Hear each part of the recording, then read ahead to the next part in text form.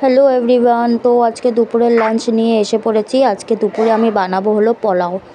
তো দেখো সব কিছু নিয়ে নিয়েছি। পোলাও, এটা হলো কাজু আর রিফাইন অয়েল নিয়ে নিয়েছি অল্প, আর ঘি নিয়ে নিয়েছি, আর আদা, তারপরে গোলমরিচ, তারপরে কিশমিশ, তেজপাতা, সব কিছু নিয়ে রেডি করেছি। এখন এটাকে চাউলটাকে কি করব, মাখবো, মেখে রাখবো।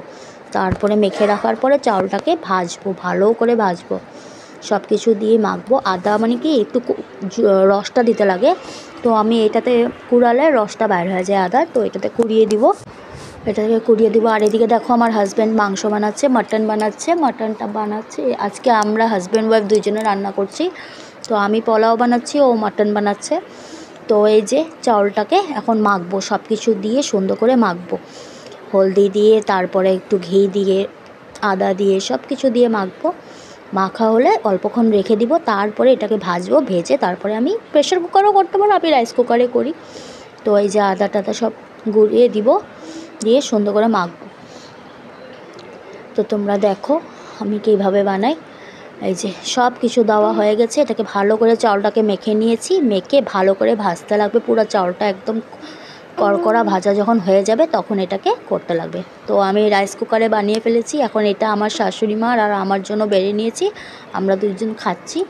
অনেক টেস্ট হয়েছে, হাজব্যান্ডের বানানি মাটনটাও আর আমার বানানি পোলাওটাও। তো এখন বিকালে আবার হাজব্যান্ড বলছে অল্প চিলি চিকেন বানাতে। তো এই যে চিলি চিকেনের জন্য আমি সব কিছু দেখো রেডি করে নিয়েছি। ম্যারিনেট করে 1-1.5 ঘন্টা রেখে দিব চিকেনটা, তারপরে পরে করছি। তো তোমরা দেখো চিলি চিকেনটা আমি কিভাবে বানাই। ডিম দিয়েছি, কর্নফ্লাওয়ার দিয়েছি, সব কিছু দিয়ে ভালো করে ম্যারিনেট করে রেখে দিয়েছি। এখন ফ্রাই প্যানে পেঁয়াজ, capsicum, tomato sauce, chilli sauce, soya sauce সব কিছু দিয়ে বানাবো। আগে চিকেনটাকে ভেজে নিচ্ছি, ভাজা হয়ে গেলে তারপরে বানাবো।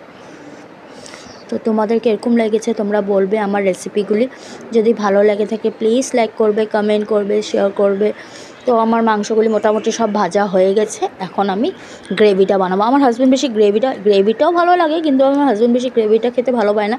ও একদম কড়াইয়ের সাথে মানে একদম জলা জলা টাইপের, ওরকম টাইপের একটু ভালো পায়। তো এই জন্য একদম ড্রাই বানাবো, গ্রেভিটা বানাবো না। আর যদি ও গ্রেভি খেত তাহলে গ্রেভি বানাতাম। রসুন অল্প দিয়ে দিয়েছি, থেতো করে পেঁয়াজ দিয়েছি, আর ক্যাপসিকাম, টমেটো দিব, তারপরে সব সসগুলি দিব। চিলি চিকেন বানাতে এত মানে নেই, শর্টকাটে আছে, খালি মাংসগুলি ভাজতে যতটুকু টাইম লাগে। আর তারপরে সব সস দিয়ে ভালো করে মশলাটাকে একদম সুন্দর করে ড্রাই করে, তারপরে মাংস দিয়ে সুন্দর করে সব ভালো করে এখন ভেজে নিব।